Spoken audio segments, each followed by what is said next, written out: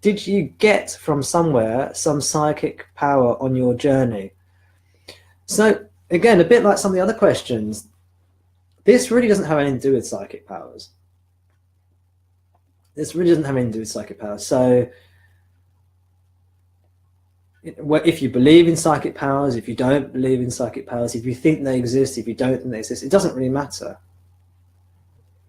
And psychic powers, if they exist, and I can tell you what my view is in a bit if you want,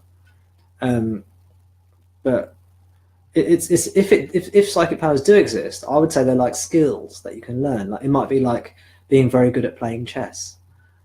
You know, you maybe you're very good at the psychic stuff, or you know, you're very good at playing the piano.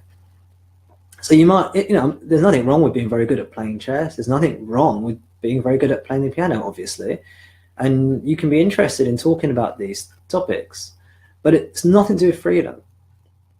I can see there might be some kind of relationship, because often as the mind becomes purer, then these kind of powers become more manifest. So I'm giving myself away here in terms of my view. So I have had experiences with psychic stuff. I tend not to go into them too much in this kind of setting because I think of it more as a distraction.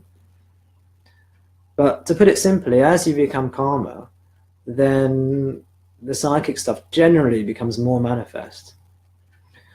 Although for me, my psychic experiences really peaked probably prior to waking up. And then for the first couple of years after having woken up, it was very mundane, very boring. And then recently, recently, there's been a lot of things, like a lot of synchronicity happening all the time with me. Lots of synchronicity and, you know, lots of evidence for things like the law of attraction. But again, I'm not an expert on these things. That's my experience. I could be wrong. It's not that it's interesting to me personally. Doesn't mean it has to be interesting to you. And I don't think it's that important in some ways, in terms of, I try and keep my teachings focused on freedom and freedom from suffering. And you don't need to know anything about psychic powers or the law of attraction really for that. But if it's a part of your journey, then so be it.